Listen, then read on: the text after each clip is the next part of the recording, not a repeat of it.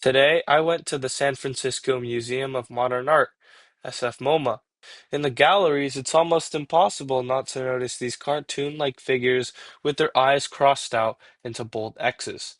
From across the room, you can recognize the signature immediately. KAWS. A lot of people describe him with words like trendy, popular, or commercial. But if we really want to understand his work, we can't stop at whether it looks cute, whether it feels like a toy, or whether it's art enough. A more serious question comes first. Where does KAWS actually sit in art history? What tradition is he continuing, and rules is he changing? First, KAWS is a contemporary upgrade of pop art. If Andy Warhol brought soup cans, Coca-Cola, and celebrity faces into museums to show that commodity images are the true portraits of an era, then KAWS brings something even more contemporary into that lineage: cartoons, IP, brand visuals, and the grammar of street advertising. He isn't simply repainting childhood nostalgia. He's working with a deeper condition of the present. Our emotions and memories and desires are increasingly prepackaged by the image industry and popular culture. Second, KAWS extends the logic of appropriation art.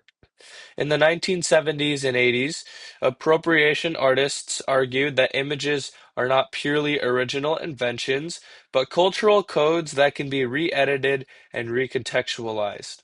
Koss's early practice, altering advertisements in bus shelters and phone booths, continues that tradition in a street context. Rather than inventing from scratch, he intervenes in images we already know, sometimes making them strange, sometimes making them louder, sometimes forcing us to see what we usually ignore. Third, he is a key case of street language entering institutional art.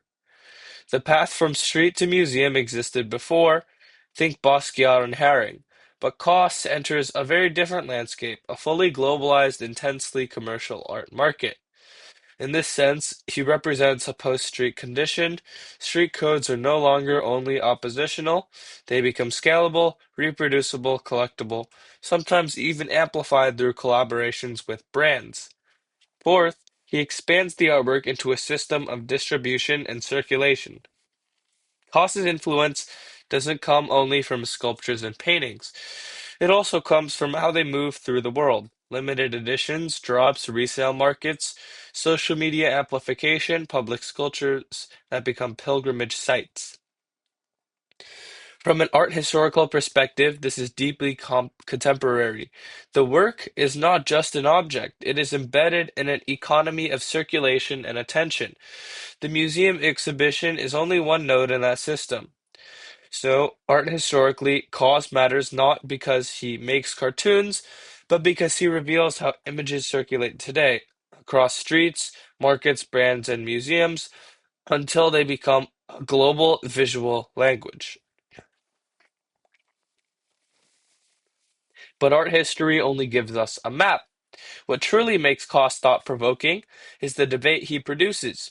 His meaning lives inside a set of philosophical oppositions.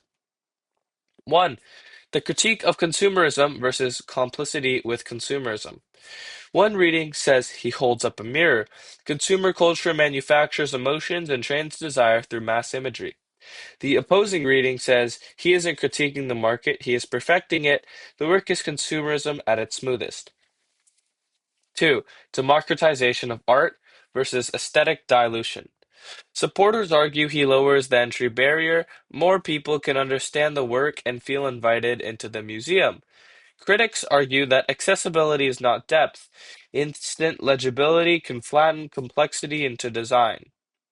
Three, contemporary originality versus modernist originality. A contemporary position says originality doesn't have to mean inventing from zero. It can mean recoding an existing image system. A modernist position says heavy borrowing looks like branding more than invention, style without true formal breakthrough. Four, universal emotional allegory versus mass-produced feelings. One side sees figures like Companion, tired, vulnerable, sad, as a genuine portrait of contemporary emotional life. The other calls it collectible sadness, complex pain turned into a decorative pose that can be bought. 5. The loss of aura versus the remanufacture of aura. Following Walter Benjamin, mechanical reproduction is supposed to destroy the aura of art.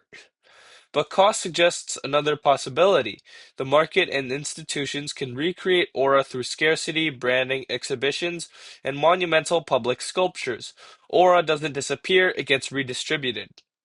So seeing KAWS isn't about taking a quick side. Liking him or disliking him is too simple.